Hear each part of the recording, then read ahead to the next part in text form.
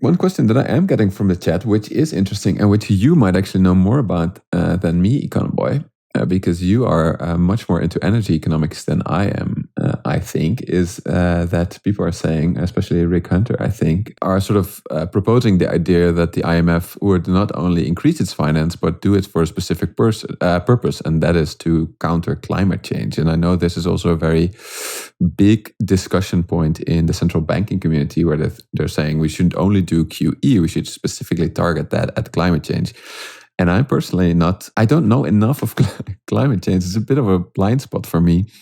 But also, I do actually see the argument of the opponents of that, saying, let the central bank do the central banking stuff and let the government invest or sort of in climate change. But I'm wondering what your view is on that.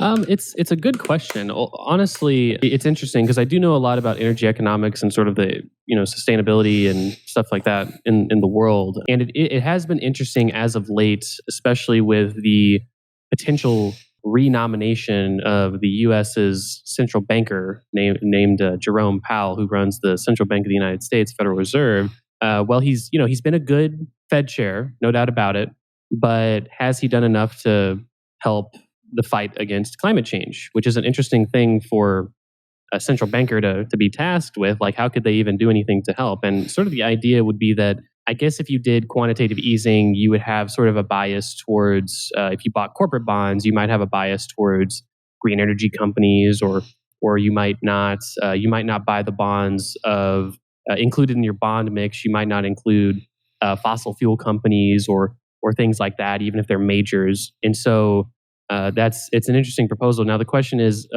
should central banks be involved in that kind of thing? Honestly, I don't really think it would make that big of a difference either way, because central banks don't really buy a lot of corporate bonds anyway. That's kind of a new thing.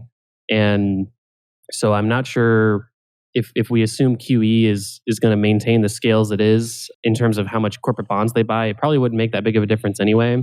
But organizations like the World Bank or the IMF could do probably a lot more than they're doing now in terms of development finance and maybe financing sustainable projects around the world. They could probably do a bit more of that. The World Bank I'm less familiar with. I know they do more development aid than the IMF does.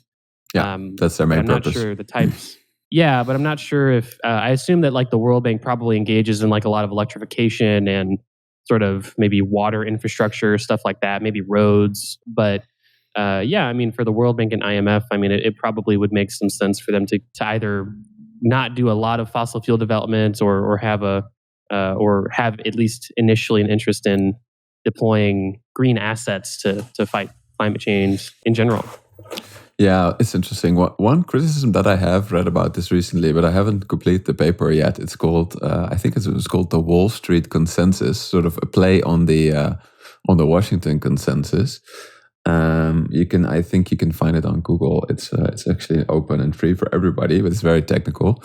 But I think that the point that they were trying to make, though, is that the problem today with sort of the central bankers' approach is more and more that they're playing into finance already a lot. Like they're going to say, we're going to do QE tied to green bonds or something. But if you do that, you play into the hand of the financial sector in a way, because you are sort of enriching them or sort of choosing them as a channel through which you want to tackle climate change, which is something, with a very bloated financial sector that we have already, that might sort of play into the hands of the evil bankers unwittingly. But I haven't fully yet dove into that argument. Yeah.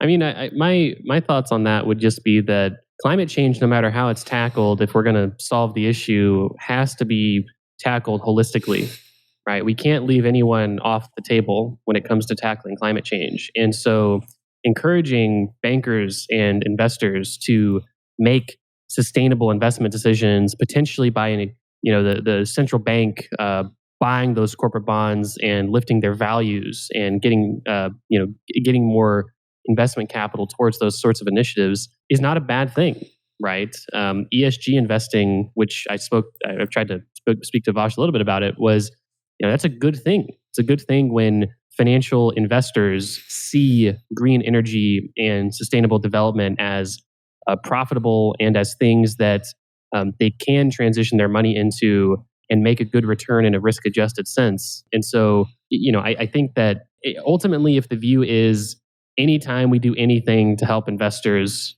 is bad because those darn investors have been advantaged for so long, to a certain extent, maybe that's true. I think broadly that's kind of an absolutist mindset that probably doesn't lead to the best policy making. No, I think But when it comes, it's more that let's pick another channel. Let's not do it by enriching investors even further, but just do it ourselves, basically, right? Let's invest directly into no, this stuff. I think that's fair, and that's sort of the point, and that's my point is that you can do both at the same time. When it comes to climate change, which is such an existential threat to the world, like there's no greater threat to humanity than climate change, in my opinion. It doesn't make sense to leave anyone outside the room when it comes to that solvency. And so encouraging investors by way of perhaps central bank policy to be fair, again, very marginal extent, not a great impact, but to some marginal extent, investing in those sorts of companies, I think would be part of the mix. Although to be fair to those people, we would probably agree